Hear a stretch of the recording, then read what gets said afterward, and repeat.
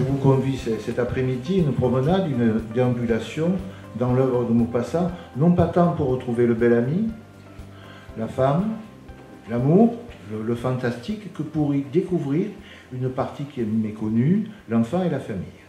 Et chemin faisant, nous allons constater que Maupassant a travaillé pour la condition infantile et que de plus, il reste étonnamment actuel.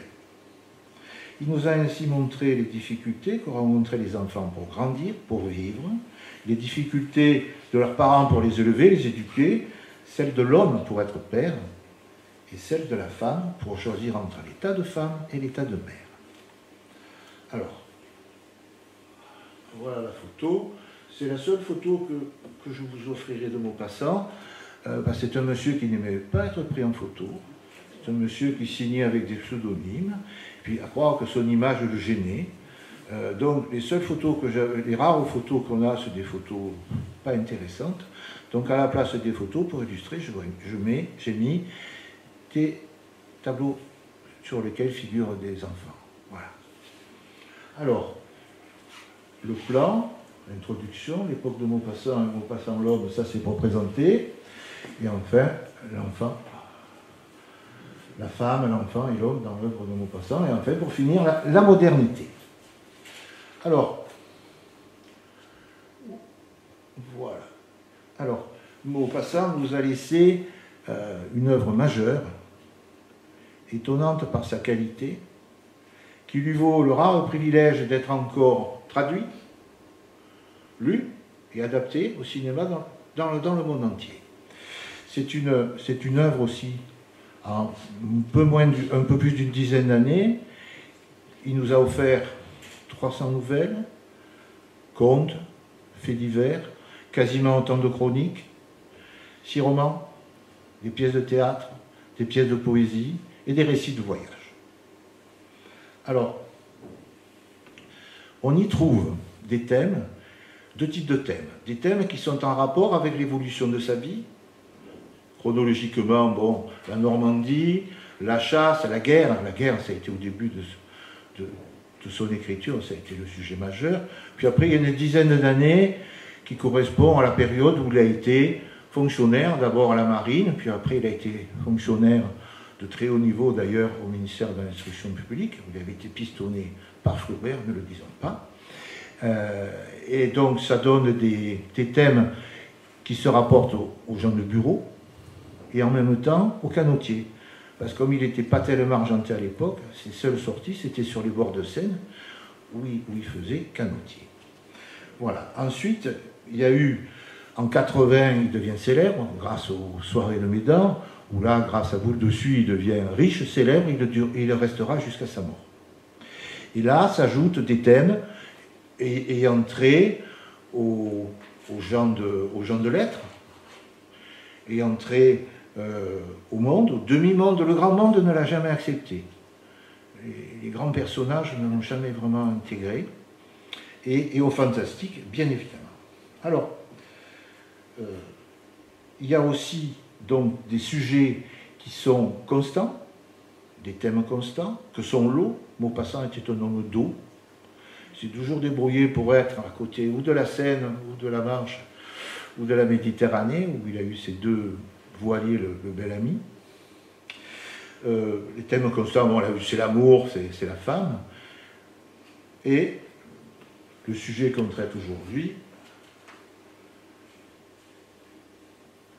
l'enfant et la famille. Sur ce thème, il a consacré donc un peu moins de 50 nouvelles, 2 romans, des chroniques, une pièce de théâtre, Musette, dont je vous reparlerai plus tard, mais qui a eu à l'époque un énorme succès. Alors, se pose la question d'emblée, est-ce que Maupassant aimait ou non les enfants? Alors, il y a des autres, vous savez, c'est Maupassant déchaînait les passions, et donc il y a des gens qui ont dit que non, qu'il les détestait, parce que les descriptions qu'il en fait, les endroits où il les mêle, ces pauvres gosses, c'est tellement horrible que c'est quasiment sadique, donc il était détesté. La majorité des auteurs considèrent qu'ils les aimaient bien. Pour ma part, modestement, je m'alignerai sur eux pour une bonne et simple raison. C'était un écrivain réaliste. Donc, il donne à voir, il donne à penser, il donne à juger. Dans ces textes, il n'y a pas de jugement, sauf ceux des professionnels. avocat, juge, médecin, etc. Donc il donne à juger et à nous d'agir si tant est qu'on en a envie. Mais quand on est doté d'un tant soit peu de compassion, qu'on voit les situations scandaleuses, les situations très difficiles dans lesquelles se meuvent les enfants qui nous présentent, force est au moins de se révolter et à la limite d'agir pour que ça s'arrête. Voilà. Alors, je prendrai comme argument indirect, un peu tiré par les cheveux, mais peut-être pas. En 1974, dans la rue à Paris, il croise un homme qui bat un enfant. C'est un gars qui avait peur de rien, grand sportif.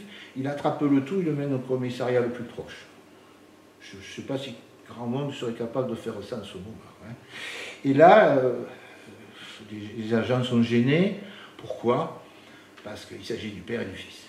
Et donc le monsieur n'a fait qu'appliquer son droit le plus essentiel, d'autant plus qu'à l'époque, il était quasiment admis dans beaucoup de milieux que taper sur un enfant, ça le faisait grandir droit. Donc, voilà, c'était même couramment admis. Voilà. Alors, là, l'époque de Maupassant. C'est pour le situer d'un point de vue historique. Tout en sachant que Maupassant est un homme, comme tous les grands artistes, qui se tient un peu en dehors de l'histoire. Mais c'est quand même nécessaire pour la suite de l'exposé. Donc, c'est cette période qui est entre la guerre de 70, la Commune, soit dit en passant, Maupassant n'en parle quasiment jamais, je crois tout court, et le début de ce qu'on appelait la Belle Époque, un peu moins de 25 ans. C'est cette période où la grande crise, la grande déflation, grande crise économique mondiale de l'époque, et la deuxième révolution industrielle ont bouleversé la société et ont été génératrices de beaucoup de misère et de pauvreté. C'est cette période où la France, de 40 millions d'habitants, avec 1 million qui tenait à peu près toutes les rênes de l'argent du pouvoir, c'était une France agricole qui petit à petit s'industrialisait. C'est cette France qui était à sa deuxième décennie au niveau de la Troisième République. La première décennie a été l'installation, on va dire publiquement. La deuxième, ça a été celle où elle a pris le pays à bras le corps. Donc elle a légiféré, je vous rappelle vite, 81, la liberté sur la presse, 81-82, l'école obligatoire, 86, le divorce, 89, la loi sur l'abolition de l'autorité paternelle, et 92, ça c'est la dernière loi sur le travail de l'enfant. Alors cette Troisième République, qui organise d'ailleurs 2 expositions universelles, qui représente un pays riche, malgré tout, malgré la misère qui règne, cette République donc va se jeter dans l'aventure coloniale, mais pour autant va comprendre et se souvenir que la revanche est toujours possible.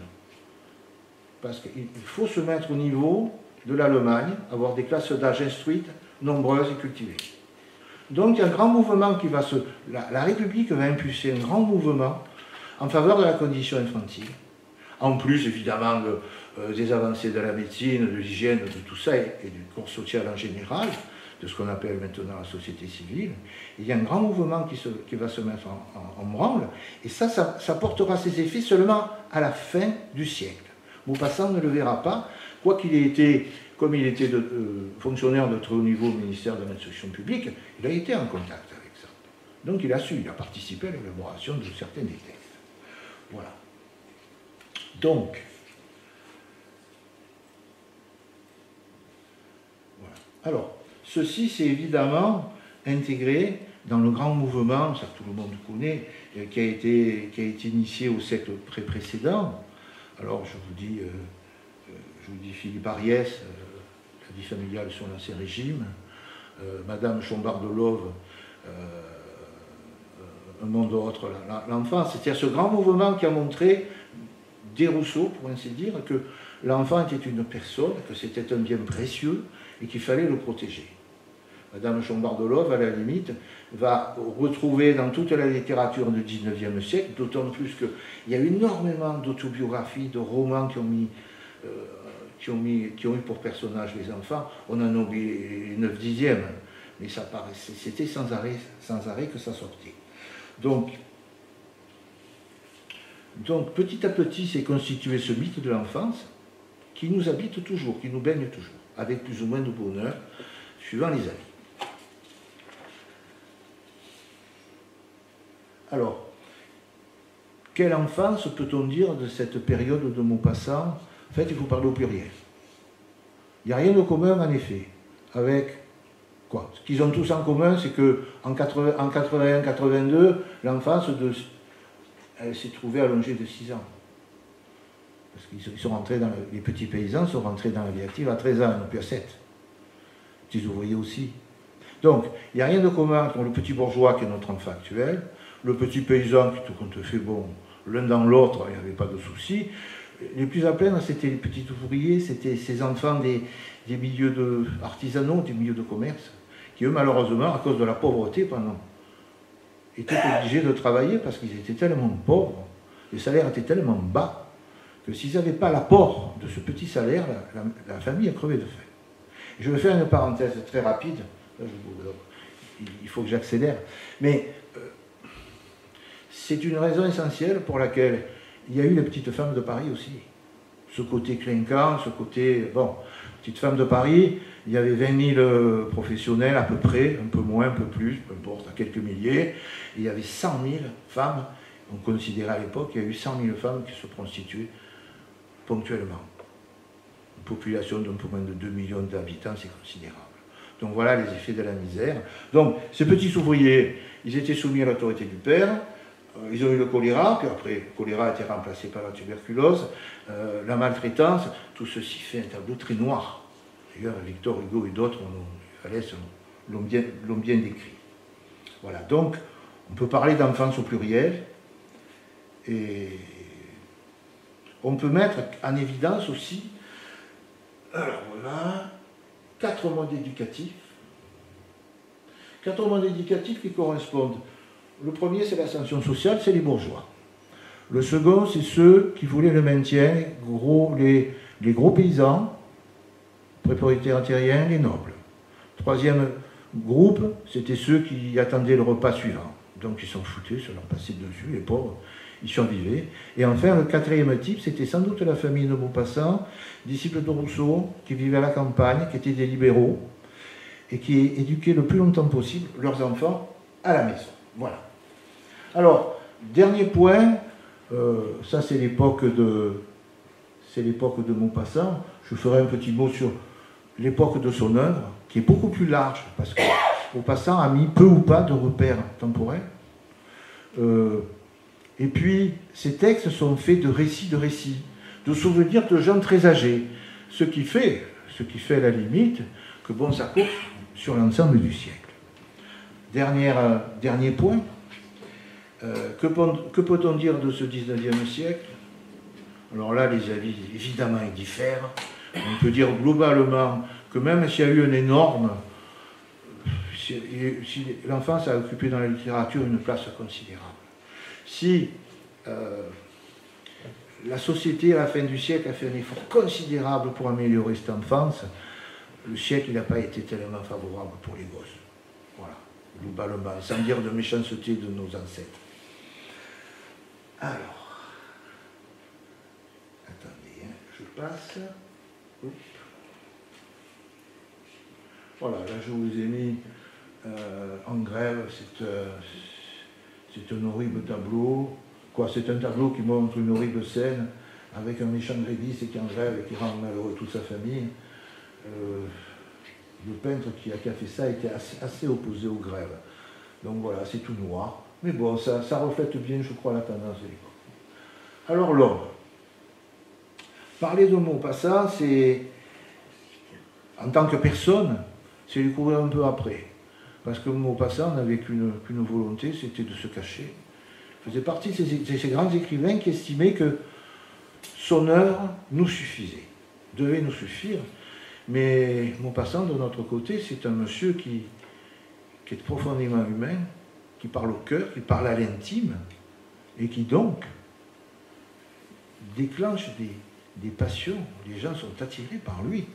Et de la sorte, cette volonté de savoir, il a détruit beaucoup de lettres par exemple, cette volonté de savoir a abouti à ce qu'on a, on a cherché, on lui a trouvé Gustave Flaubert comme père. On lui a trouvé 3 enfants, les Litzmann, on a dit qu'il n'était pas noble, et on a dit qu'il était né à Fécamp et non pas à Tourville-sur-Arc. Bon, ça ce sont des choses que madame... j'ai oublié son nom. Il y a une douzaine d'années, une grande écrivain, une grande spécialiste de Maupassant, une Canadienne, Marlo Johnston, ça y est, a infirmé. Voilà. Donc... Je n'ai pas compris, pardon monsieur, oui. Votre dernière affirmation concernant Maupassant, je veux dire, c'est un homme qui s'est caché, et il y a beaucoup de fake news, comme on dit à l'heure actuelle, qui ont couru pendant des décennies. Et c'est heureusement une grande autrice canadienne, Marlo Johnson, qui vers les années 2010 a mis tout ça à plat. Parce que pendant longtemps, on a considéré que Gustave Flaubert était son père, qu'il avait 3 enfants, d'ailleurs c'est toujours écrit, il y a des gens qui le pensent toujours, alors qu'en fait non. Et il y en a même qui ont dit qu'il n'était pas noble, alors qu'en fait sa noblesse était son père l'a établi au tribunal en 1846, il semblerait que ce soit une noblesse de robe venant du Saint-Empire. Donc c'est assez ancien. Voilà. Donc il y a cette volonté de Maupassant de se cacher, qui est importante, parce que ça fait partie du personnage, et ça je crois que c'est capital. Alors, l'homme, il a été comme beaucoup de gens de son temps, beaucoup d'hommes de lettres, il avait plein de casquettes. Il a endossé plein de différents costumes et usé plein de différentes plumes. Il était poète, écrivain, journaliste. Quoi, à partir du moment où Boule de Suie est sorti, il n'a plus été poète, il est devenu écrivain. Il ne le savait pas, lui, il pensait être poète plutôt. Donc là, le public a décidé pour lui. Voilà. C'est un homme qu'on classe dans le réalisme et qui est difficilement classable, comme tous les grands.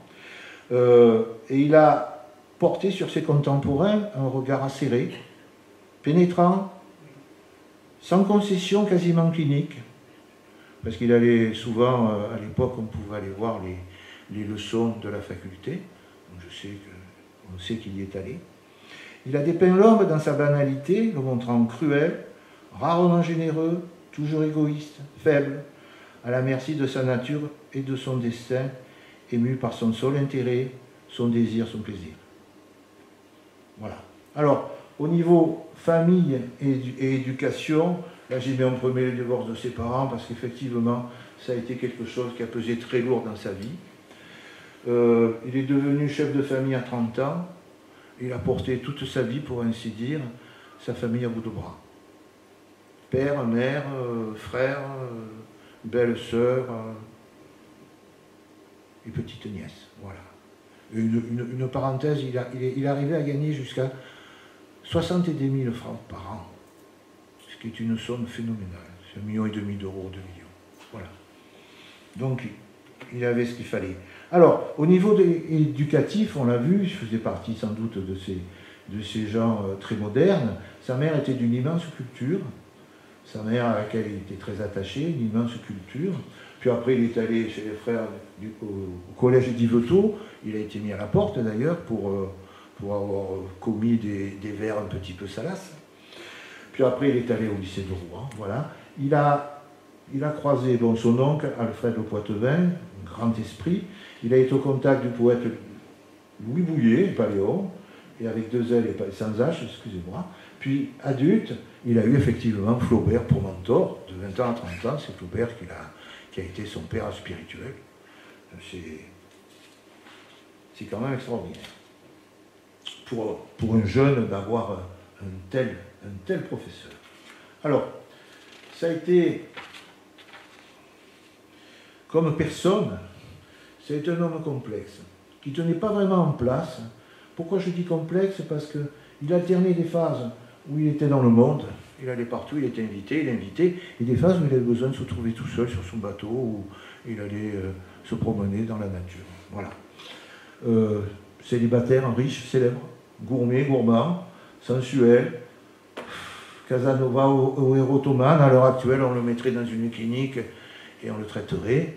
Mais bon, il n'y a pas beaucoup, il a eu beaucoup de conquêtes, et je ne crois pas qu'on ait jamais trouvé un courrier, une lettre d'une de ses amies qui se soit plainte de ses bons et loyaux services. Voilà. Donc c'était un monsieur qui était pessimiste, mais pas désespéré, il était disciple de Schopenhauer.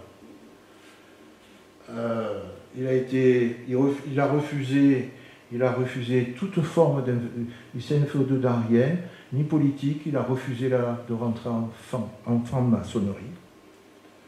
Voilà.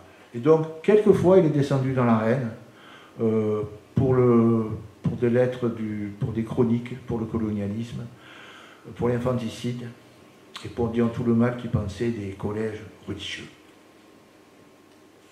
Voilà. Un petit mot sur sa santé. Alors, on a dit des tas de choses sur sa santé. C'est un homme qui en fait était tendance dépressive apparemment et qui était bien nulle part parce qu'il avait toujours quelque chose qui n'allait pas. Il le mettait dans ses lettres au fur et à mesure que sa vie avançait, ça a été de plus en plus difficile.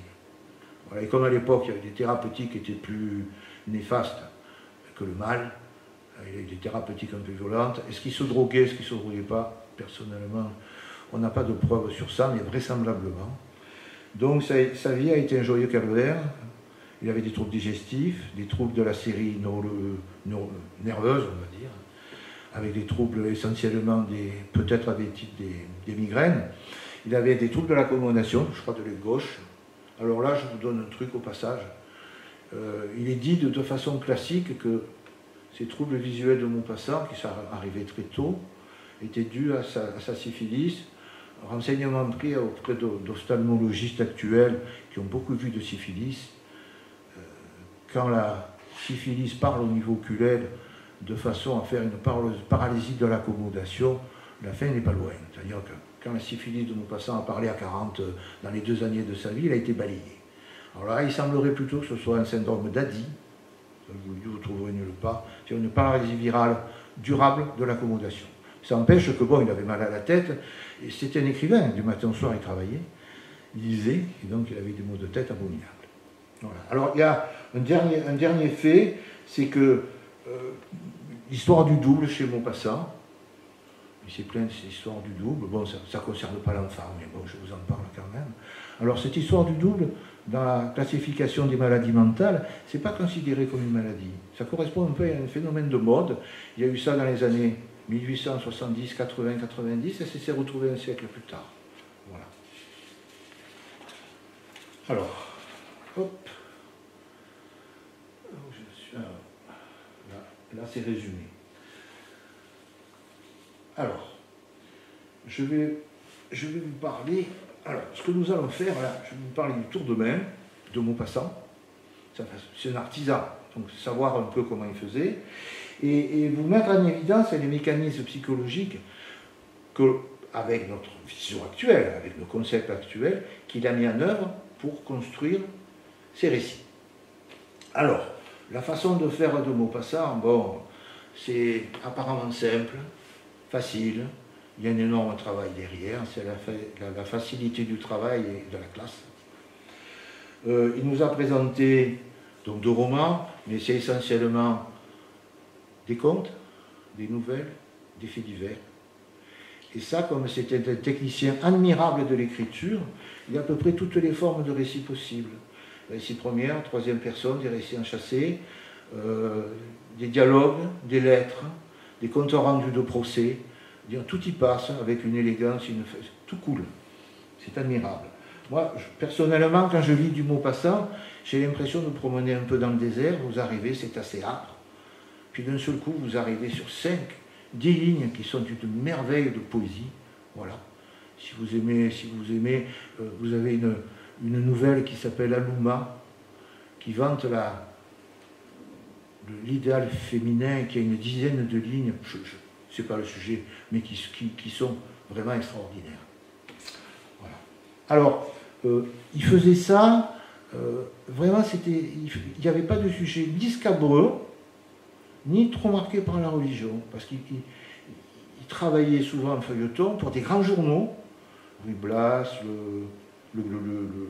Gilles Blas, le Gaulois, Et on ne pouvait pas se permettre avec ce public large de faire des choses qui auraient choqué. Voilà. Alors, ça c'est la façon de faire de l'artisan. On va voir un peu les phénomènes les concepts qu'il a mis en route et ce qui sous-tend ces textes. Alors, il nous dresse le tableau global d'une société décadente dans beaucoup de ses aspects, et en dehors de leur ton pessimiste, ces descriptions font malheureusement l'exact constat d'un monde inégal, injuste, si violent envers les faibles et les enfants. Violence exercée par la famille et par la société, elle-même portée par les seules valeurs de l'argent et du profit. Il nous montre de la sorte et de façon historiquement pertinente ce 19e siècle dans ses plus mauvais côtés. Il va mettre en scène, confronter, articuler l'enfant aux autres parties de la famille, l'homme le père, la femme la mère, dans des combinaisons multiples de situations toutes différentes, comme autant de facettes d'un même problème.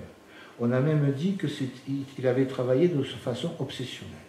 Et surtout, il s'est attaché au père, au personnage du père. Il va montrer ainsi les difficultés de l'enfance, de la parentalité, et traiter avant tout les sujets, c'est là qu'arrive notre support actuel, de l'identité, la légitimité, l'appartenance, la reconnaissance et du secret. Voilà. Alors, il y a 4 sujets qu'il n'a pas traités quand on regarde son œuvre. C'est la contraception. Bon, personne n'en parlait trop à l'époque. Bien que les Français aient été les champions du monde depuis un siècle ou deux de ce genre de sport, si je peux me le permettre. L'avortement, qui n'est devenu criminel qu'en 1920, et dont à l'époque on ne parlait pas. Maupassant aussi ne nous a jamais montré la maltraitance dans les milieux ouvriers, comme la petite Lali de l'Assommoir de Zola. Ça n'a jamais été montré. Et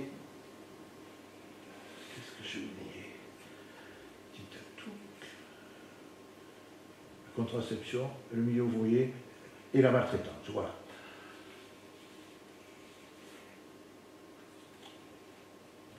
Voilà. Alors, sa façon de faire, vraisemblablement, il s'imprégnait énormément de ce qui l'entourait. Il était dans un milieu où il y avait énormément de contacts, milieu de journalistes, et là, il y avait des sujets qui passaient, et lui, avec son génie, son intelligence, son imagination, il les construisait dans le sens qu'il voulait. Alors, quelques nouvelles. Alors ça va faire un catalogue, j'espère vous intéresser le plus possible. Le donneur d'eau bénite, c'est une de ses premières nouvelles. Il n'est pas encore célèbre. Elle est optimiste, comme la suivante d'ailleurs. C'est Pierre et Jeanne, deux gros paysans riches, qui perdent leurs petits gens. Petits gens, 5 ans, disparaît. Donc ces gens, ce couple, qui va toujours s'aimer, qui ne va pas se fissurer, va le chercher. Ils partent à sa recherche et ils deviennent pauvres parmi les pauvres, ils dégringolent. Ils finissent à Paris, le cherchant toujours, parce que c'est à Paris qu'il y a le plus de monde, et que c'est là peut-être qu'ils vont le retrouver. Et là, à Paris, ils vont dégringoler, ils vont se retrouver à vivre dans une soupente. Et lui, il est porteur de goupillons, donneur d'eau bénite à la paroisse la plus proche, je crois, dans l'église. Et ils vivent de la charité. Et là, un jour, pendant un office, Jeanne, elle discerne dans les traits d'un jeune homme, bien sous tout rapport, les traits de son mari jeune. Donc, elle le dit à son mari, et tous deux ne concernent à peine Jean. Et Jean se retourne. Et là, miracle des miracles, c'est bien lui.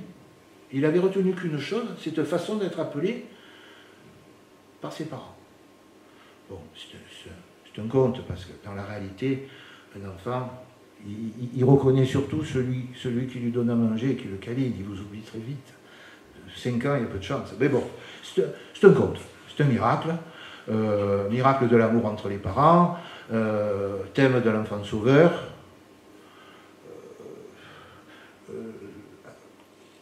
la pauvreté qui est rédemptrice, vous avez tout ça. Alors qu'est-ce qu'il est devenu entre-temps? Il a été enlevé et gardé pendant 3 ans par des saltimbanques, puis par une dame, une gentille dame qui l'a élevé. Et là, vous avez un autre thème aussi, qui est le thème du voleur d'enfants, de l'étranger qui vole les enfants.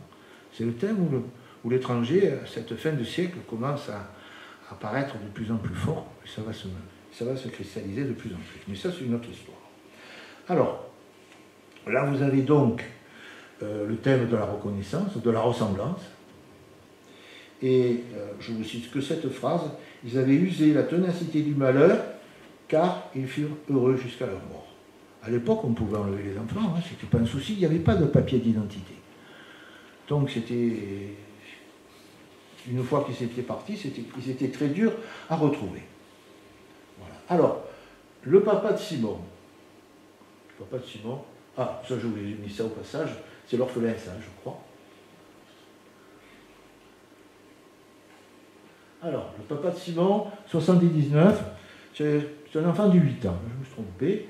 Donc, c'est un gosse qui est un enfant naturel, qui est élevé par sa maman et qu'il a un peu gardé dans ses jupes. Et donc, le petit Simon, un jour, il entre à l'école. Et le jour où il entre à l'école, bien, il subit ce qu'on appelle en ce moment un harcèlement. Donc, les autres enfants, très rapidement, vont voir où il est faible. Je vous lis ce petit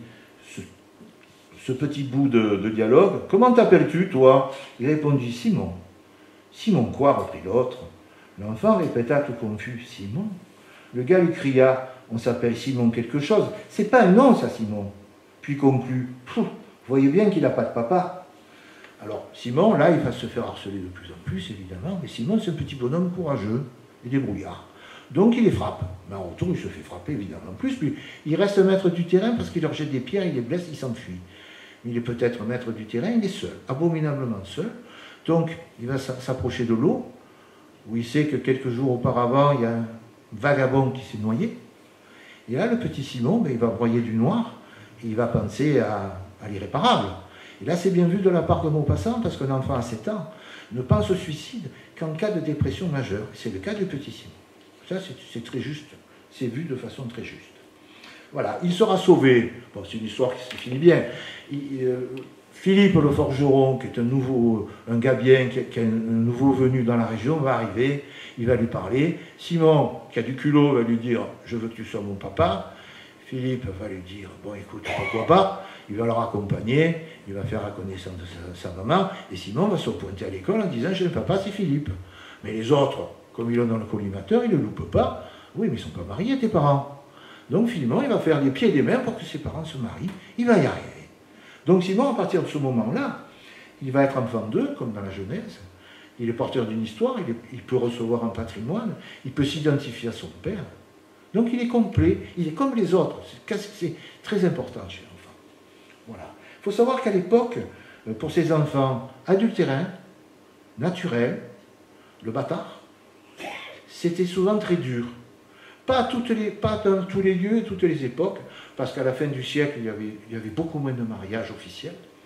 Mais il y avait le risque que ce petit-là soit caché, soit soumis au secret, et donc devienne un fardeau et une marchandise.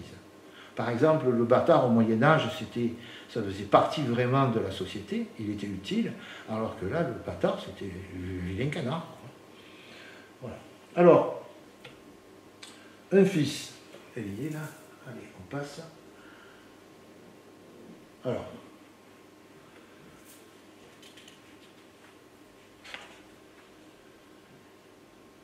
un fils, je passe.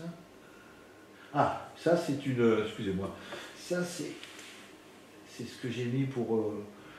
Marie Baskirchev, je ne sais pas si vous connaissez, c'est cette jeune femme ukrainienne, peintre, qui est morte à 25 ans de la tuberculose, qui a, on va dire, allez, grossièrement, on est entre adultes, allumé Maupassant en lettres. Elle a un peu cherché, lui a répondu, ils ont échangé plusieurs... Elle s'est fait passer pour une homme. C'est une correspondance qui est tout à fait délicieuse. Voilà, et donc ça c'est son... Mais je l'ai vu en arrivant à la médiathèque, je l'ai vu ce tableau, ouais, c'est ça. Voilà. Là, vous avez toujours... Je me demande bien ce que le petit bébé fait en bas à droite, bon. il doit attendre qu'on change. Et ça c'est ma préférée, ça, c'est l'enfant pénitence. Ça c'est du siècle précédent. Hein. Donc voilà, un fils. Alors, un fils, ce sont deux personnages importants, un académicien, sénateur, qui racontent leurs exploits de jeunesse. Le premier, bon, il ne sait pas s'il a eu 200 ou 300 conquêtes, mais il y en a une qui le trouble parce que 30 ans, dans sa jeunesse, il avait fait une sortie à pied, et je crois que c'est en Bretagne, il avait croisé, malheureusement, il s'est arrêté dans une auberge, et dans l'auberge il avait croisé une servante, et puis il avait violé, puis il repasse dans l'auberge 30 ans après.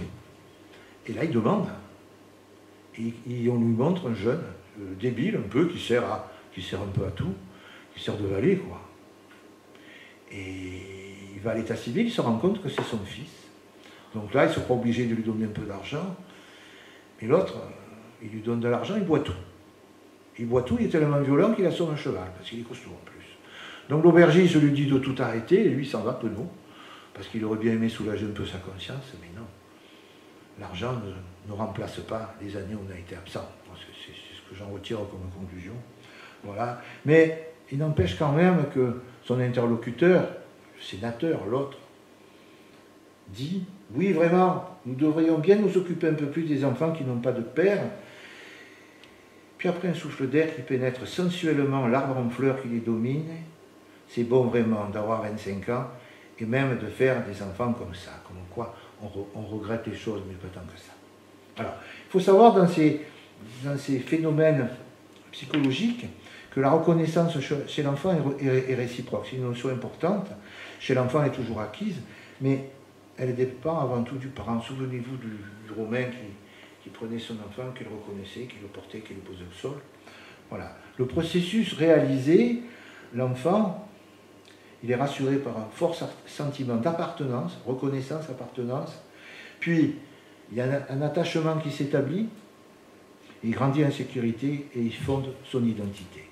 Alors, il y a un autre phénomène aussi, c'est le mimétisme. Le mimétisme, c'est dans Pierre et Jean. Pierre et Jean, c'est le grand roman de 87. Un couple, deux fils. L'ami de la famille meurt, il lègue tout à Jean le second. Et là, l'aîné comprend que ce Jean, c'est son demi-frère. Le plus extraordinaire, c'est que c'est celui des deux qui ressemble le plus au père de famille qui n'est pas son père de sang. Ça, c'est le mimétisme.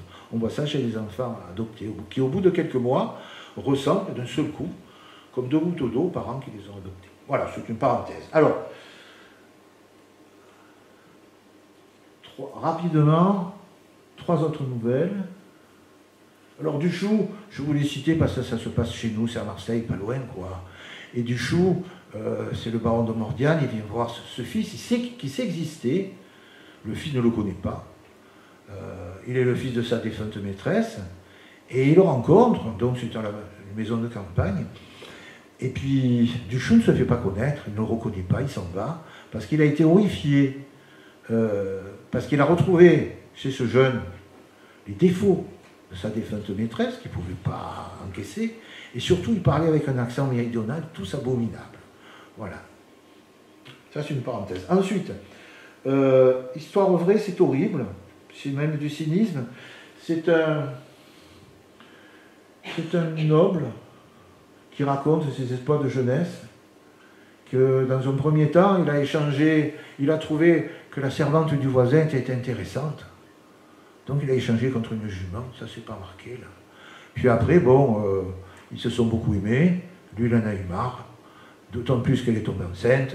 Donc là, il a fait un nouvel échange, il a confié à un jeune paysan,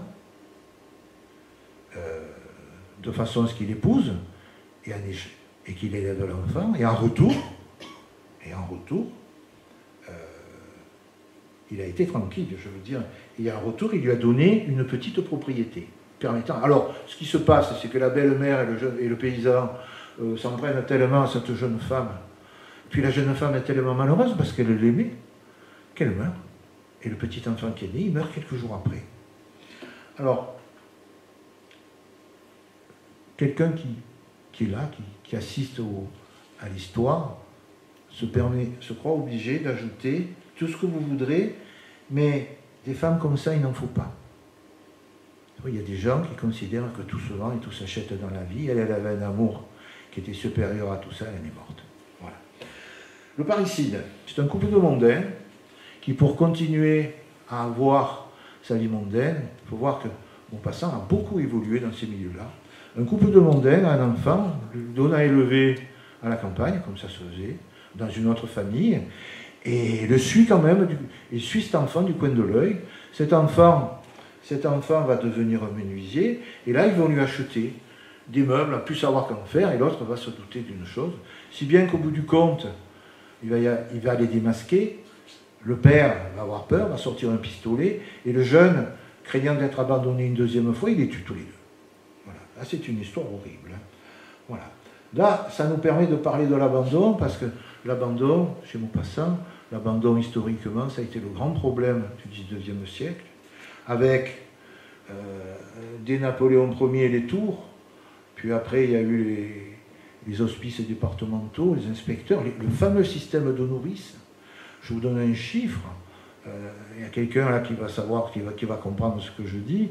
Il y a eu dans la région parisienne au milieu du siècle, il y avait un taux de mortalité infantile de 0 à 1 an de 665 pour 1000.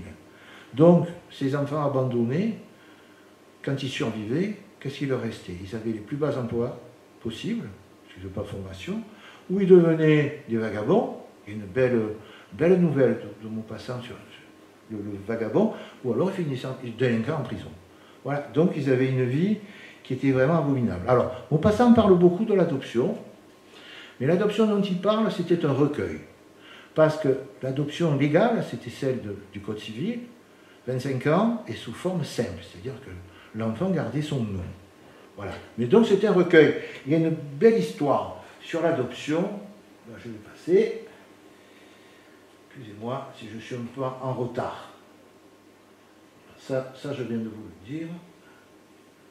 Non, ça je le garde. Attendez, je regarde, je ne me souviens plus. Alors, bon, je vais vous montrer ceci. Alors, ça c'est des tableaux célèbres, ça. Ça c'est du siècle précédent, évidemment. Je vous avais dit que c'était pas gai. Ça, c'est l'immense tableau de Murillo. Alors, Mademoiselle Perle, c'est l'adoption. C'est un conte de Noël, un soir d'épiphanie. Toute la famille est réunie, on sonne une fois, deux fois, on saute dans la neige, c'est abominable, tellement il fait froid. Il y a un chien qui aboie, et accroché à ce chien, il y a une poussette, et dedans, il y a un bébé. Et ce bébé, Mademoiselle Perle, va être élevé par la famille. Et en fait, l'histoire repose sur le fait que le narrateur révèle à Mademoiselle Perle et au fils de famille, qui s'aiment profondément, mutuellement, ils sont l'amour de leur vie. Et quand le narrateur leur dévoile ça, Mademoiselle Perle tombe en syncope, et le narrateur broie du noir et se rend compte qu'il a fait une bêtise parce qu'il a épousé sa cousine par intérêt et par obligation familiale. Voilà.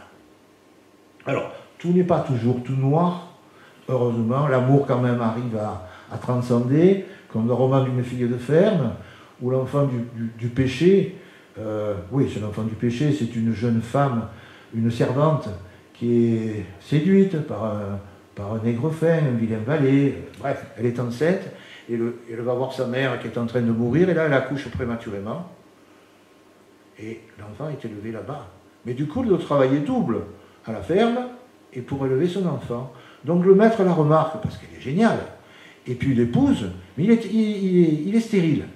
Donc il va comprendre au bout d'un moment qu'elle a un enfant, et lui il va prendre le tout et le faire au ciel. Donc ça se finit pour une fois bien. Ensuite, vous avez l'enfant. Ça c'est ce qui a donné le thème de Musette à la pièce de théâtre des années 90.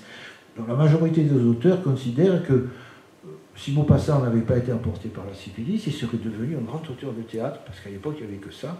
Et Musette, c'est une pièce qui fait beaucoup pleurer. Pourquoi? Parce qu'elle s'appuie sur l'enfant de 82, Jacques Bourdillière. C'est un viveur qui veut se ranger.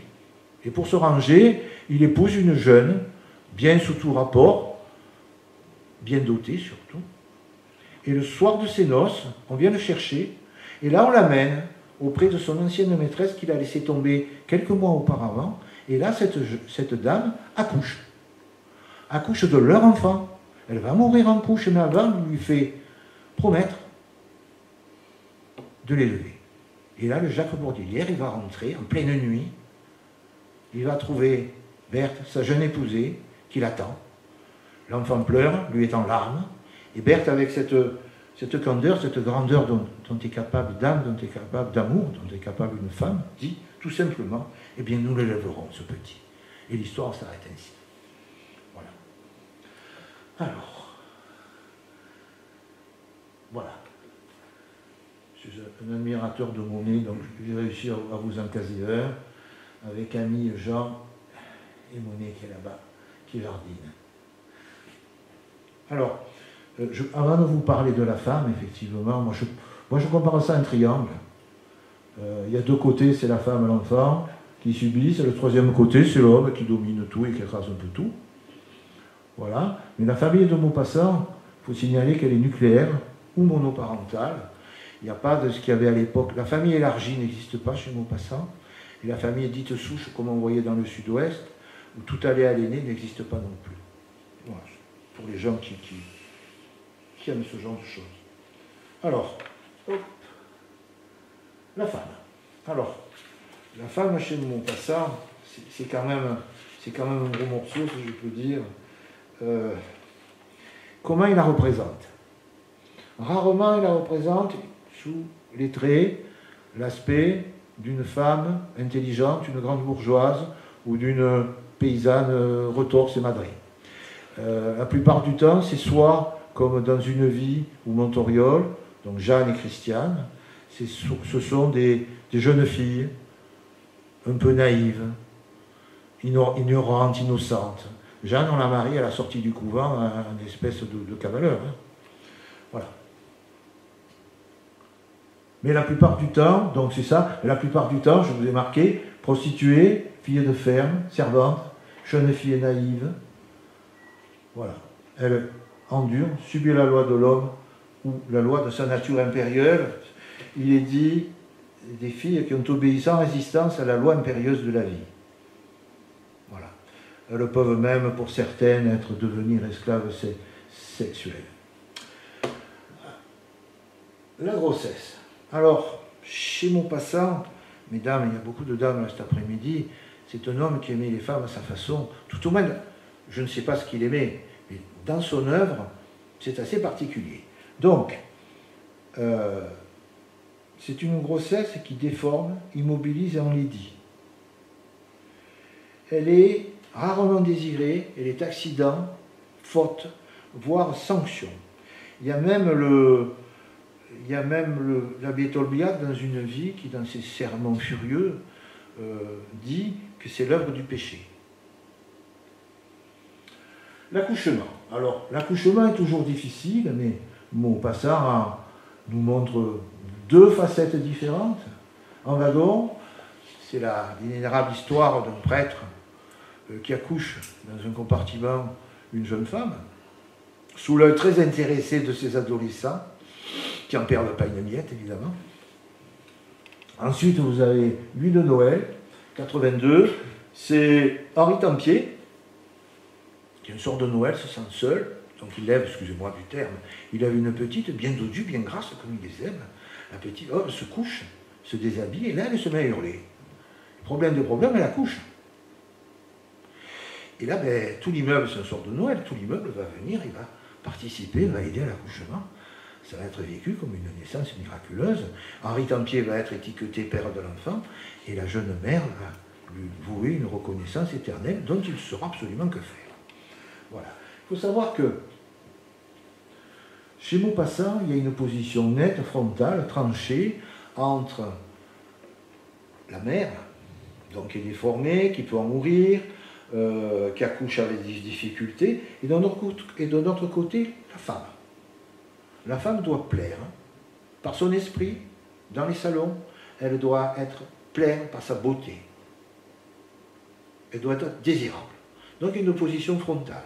Dans l'Inutile beauté, qui date de 90, une de ses dernières nouvelles, il met en scène Madame de Mascaret, 30 ans, 7 enfants, 10 années de mariage.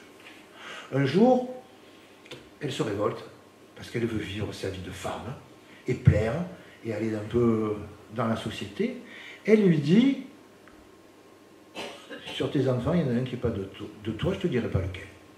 Alors lui, qu'est-ce qu'il fait?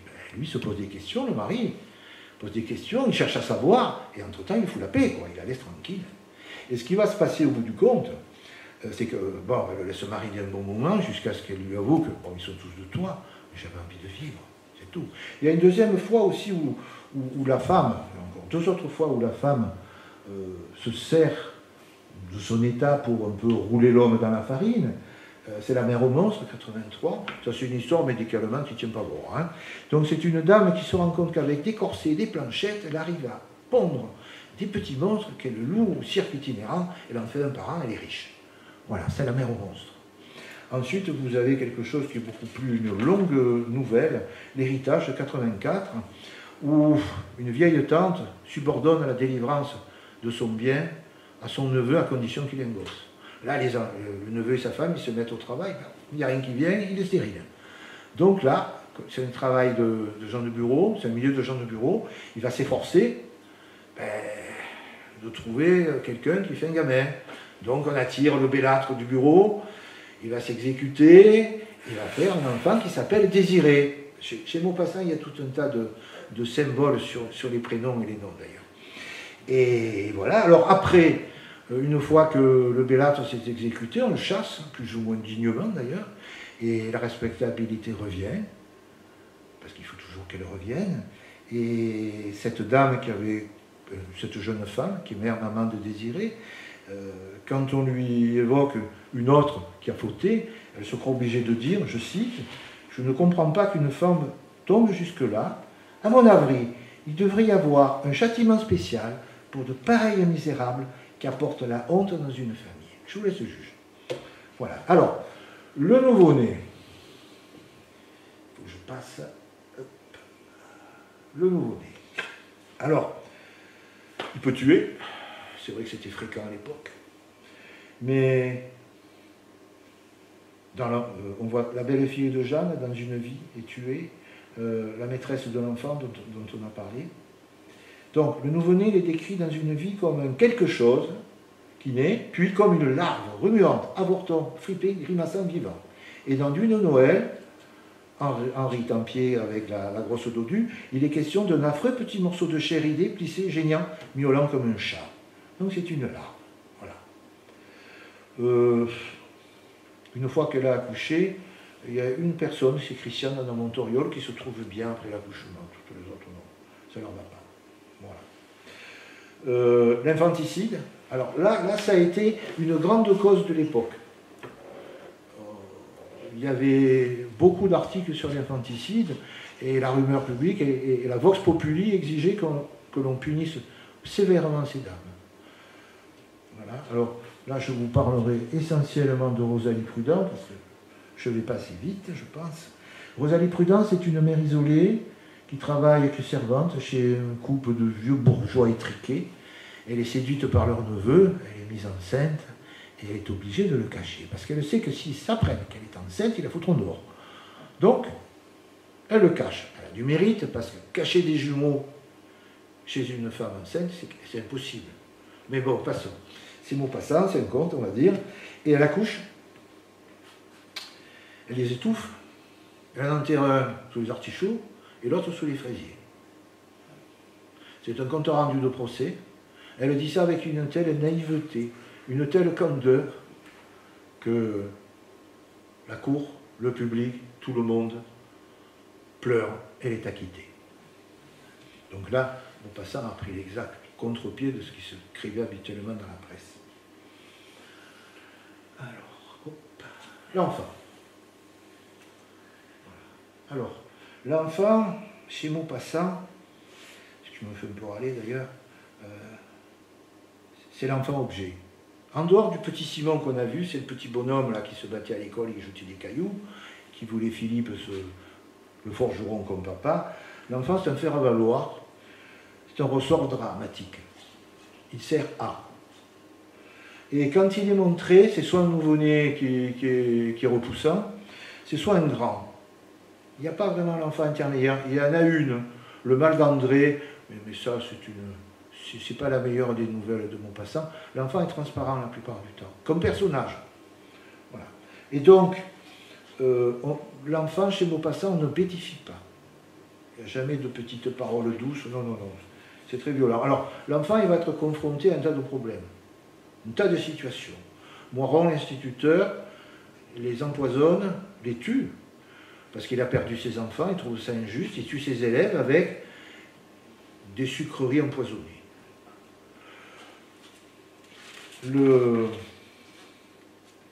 La confession de 84, oui, c'est un jeune bourgeois qui doit se marier avec une fille de son milieu, de sa condition, et qui traîne un peu comme un boulet dans son esprit sa maîtresse et leur enfant commun.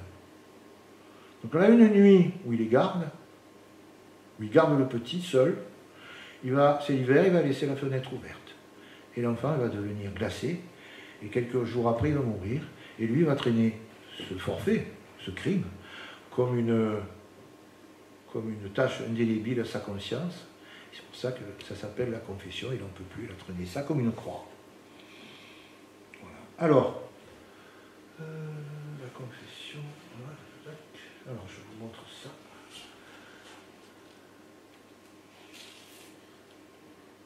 Voilà. Ensuite, l'enfant peut arriver à gêner. Une histoire qui est... Je ne sais pas s'il faut en rire, non, il ne faut pas en rire. C'est un gamin qui passe sa nuit dans une armoire pendant que sa maman prostituée fait des passes. Puis une nuit, évidemment, il s'endort sur son petit tabouret, il fait un bruit d'enfer. Et le narrateur, qui est le client, arrête sa consommation à ce moment-là. Voilà. Maupassant a le mérite de nous montrer le tyran. Alors, le tyran, c'est Paul, c'est le fils de Jeanne, qu'elle appelle le poulet d'ailleurs, qui est vraiment un monstre, qui lui suce le sang, qui lui suce l'énergie, qui lui suce l'argent, tout ce qu'il peut. Voilà. Ensuite, le petit 83, c'est l'image classique de ce qui maintenant est devenu banal, l'enfant roi. C'est un homme qui élève, sa femme est morte en couche, c'est un homme qui élève donc cet enfant, seul avec sa vieille gouvernante, mais il l'élève à sa façon. L'enfant, il fait ce qu'il veut, il mange, il bouffe ce qu'il veut, que du sucre. Donc là, la vieille gouvernante s'accroche avec lui une fois, et au bout d'un moment, elle lui crache au visage, après une dispute particulièrement violente, que l'enfant n'est pas de lui. Là, il subit une blessure narcissique majeure, qui montre au passage qu'on ne fait toujours les enfants que pour soi, et il se suicide après avoir confié par courrier l'enfant à sa gouvernante. Voilà. Auchan, c'est une histoire qui montre que l'amour ne suffit pas toujours. C'est les Valins, les Tuvaches, ce sont des paysans pauvres qui vivent quasiment comme des jumeaux, deux familles jumelles, et se présente un couple de bourgeois riches, élèvent un enfant. Les Tuvaches refusent avec hauteur, prétextant qu'un enfant, ça ne se donne pas, que l'amour n'a pas de prix. Les Valins acceptent. Et on se retrouve des années après, le petit Valin, il revient. C'est un jeune homme, beau, bien sous tout rapport, bien élevé, bien habillé, bien éduqué, dans un bel équipage. Et là, le petit Tuvache, celui qu'on a laissé sur la touche, qu'on a protégé par amour, mais il agonie ses parents, il leur reproche vertement de ne pas lui avoir donné sa chance. L'amour, d'accord, et l'éducation aussi. Il faut avoir les moyens de l'éducation. Moi, c'est ce que je retire comme conclusion. Maupassant nous montre aussi... Attends, il faut que j'avance là. Berthe. Berthe, c'est sa nouvelle sur le handicap. Berthe, c'est une façon...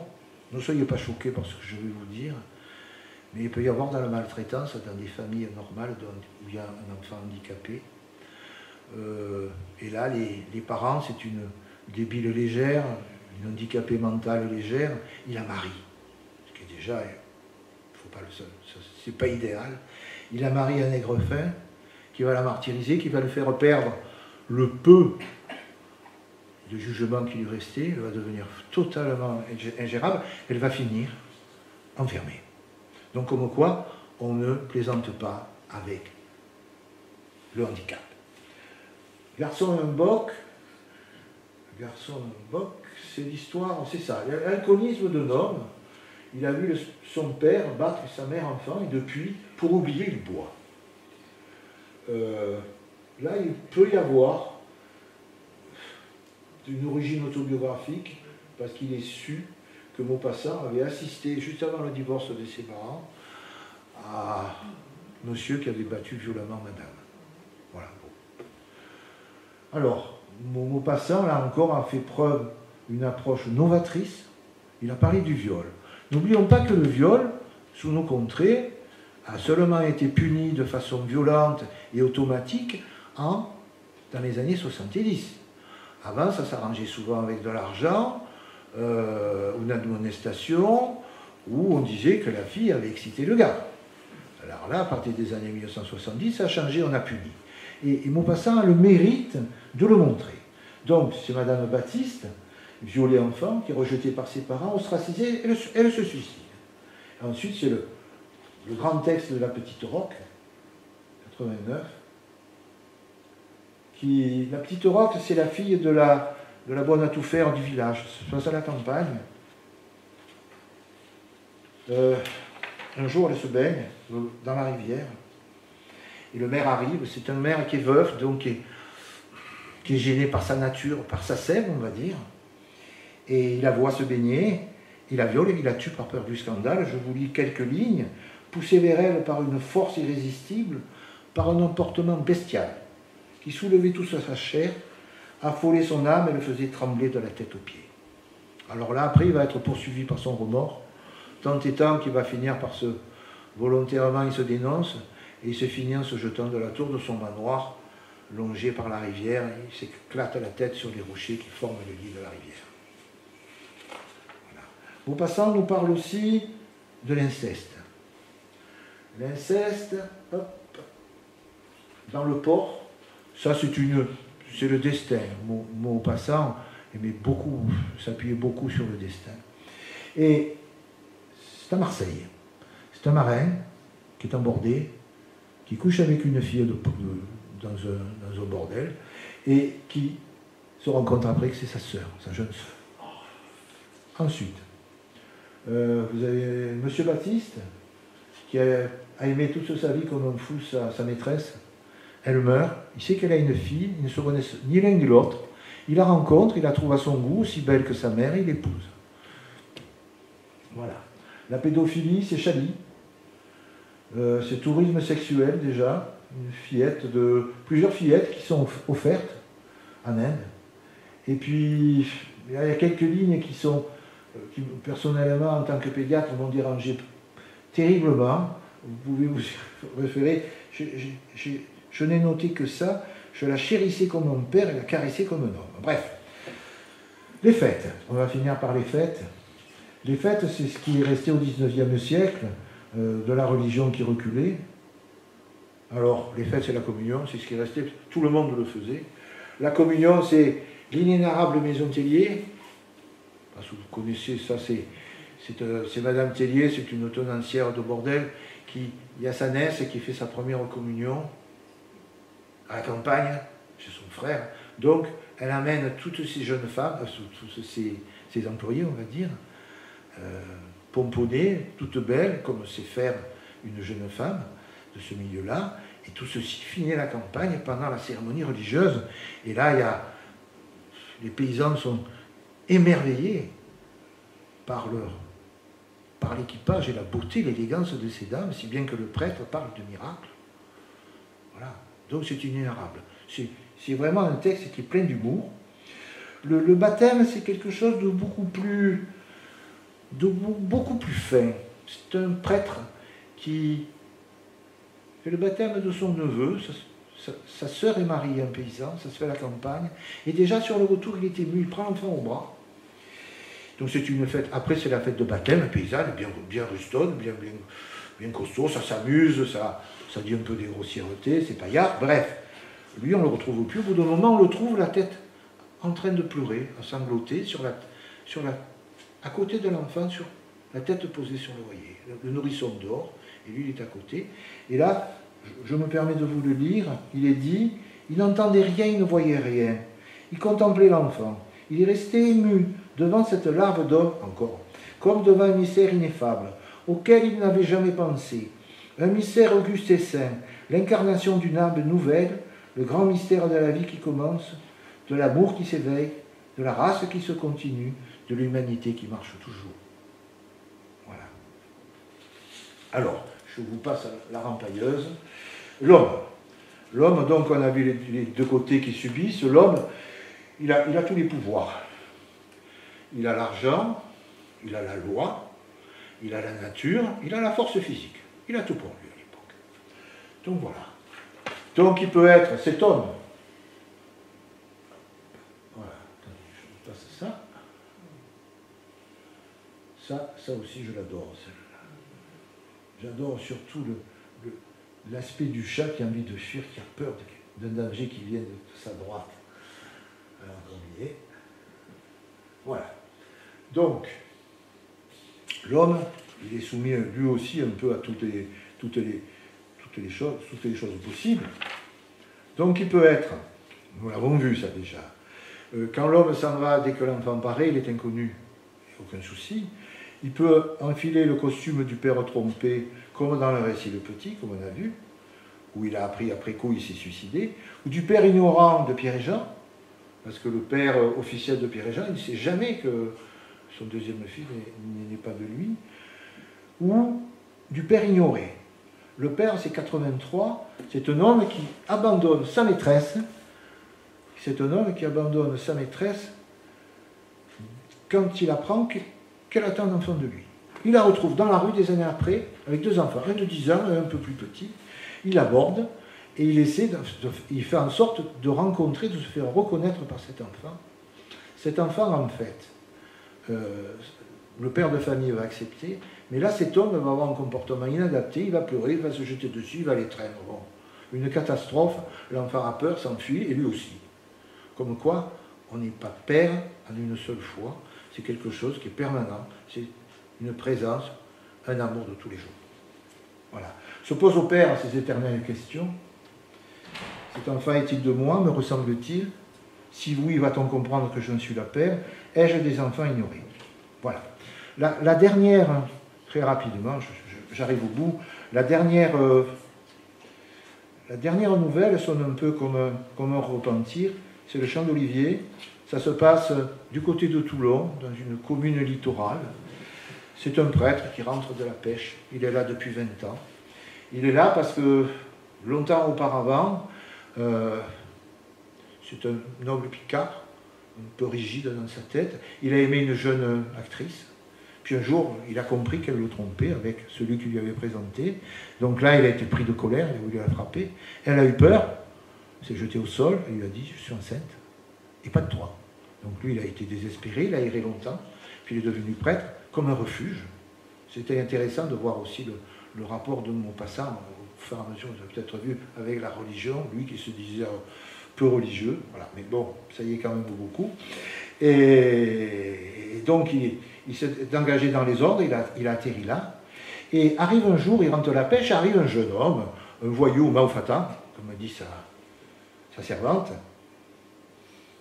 il le garde à manger, l'autre se fait connaître, c'est son fils par le jeu des photos, et le jeune boit, et plus il boit, et plus le prêtre se rend compte que c'est un sale gars. Il lui avoue qu'il a tué des gens en faisant basculer leur charrette dans une rivière, ils sont tous morts.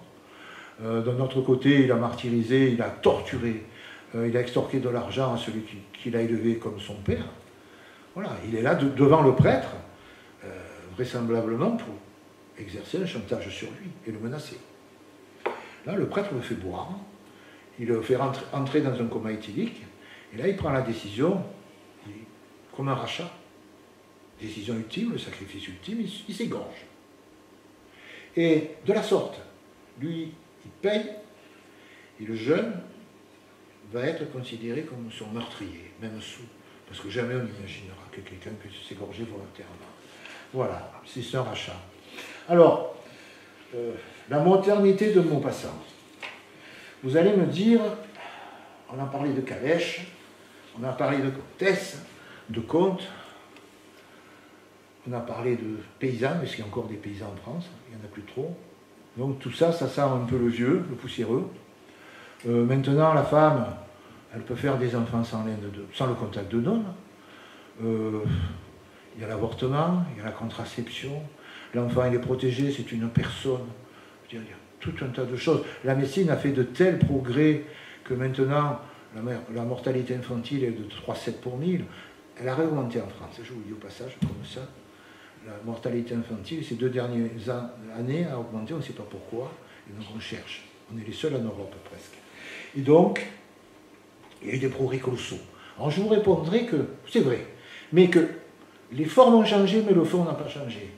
La société est toujours injuste, elle est toujours violente vis-à-vis des enfants. Quand on voit que les femmes, il y a une femme tous les 3 jours qui meurt sous les coups.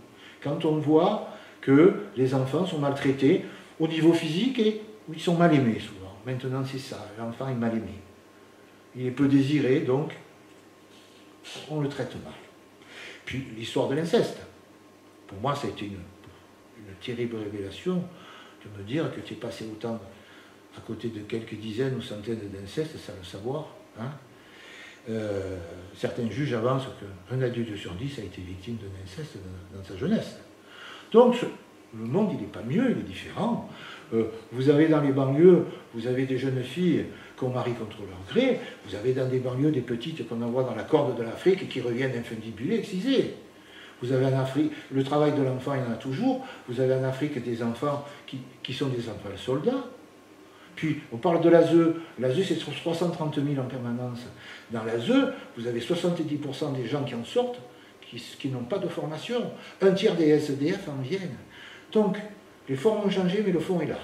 Toujours là. Et je ne parle pas des images dont on nous abreuve, heureusement, depuis un mois, qui nous montrent ces pauvres petits qui vivent en ce moment dans des caves et qui n'ont rien à bouffer. Bon, je ne veux pas rentrer dans l'actualité trop aiguë. Voilà, ça c'est la première. C'est ce qui fait que Maupassant est actuel, la permanence des causes. La société est toujours la même, toujours injuste, inégale, et les enfants en sont les premières victimes.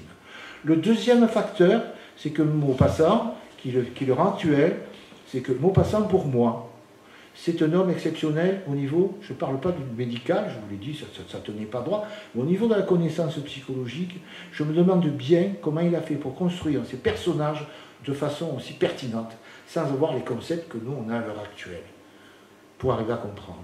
Je veux dire, c'était un homme qui, d'un point de vue connaissance de la nature humaine et d'un point de vue de la science psychologique, était extraordinaire. Il avait des décennies d'avance sur son temps. Il a pondu tout ça sans la psychanalyse, sans toutes les grandes théories de développement. Hein. Extraordinaire. La troisième cause, c'est que c'est un... Alors, j'aimerais vous dire quand même, il a dit une chose aussi, il y a deux citations. Il a dit dans La chevelure, en 84, l'esprit de l'homme est capable de tout. Ça, c'est la naissance de la psychiatrie moderne. Ah, quasiment. Et enfin, troisième cause qui le rend actuel, Maupassant, c'était un grand artiste, un génie. Et ces gens-là, ils nous montrent le monde, ils nous permettent de voir le monde de façon différente. Ils changent notre regard, nos représentations. Ils nous montrent les limites, ils les écartent. Et au-delà de ces limites, vous avez un autre monde, à nous de le découvrir. Voilà. Alors je finirai par cette citation. Les grands artistes, préface de Pierre et Jean, les grands artistes sont ceux qui imposent à l'humanité une religion particulière. Voilà. Merci de m'avoir écouté.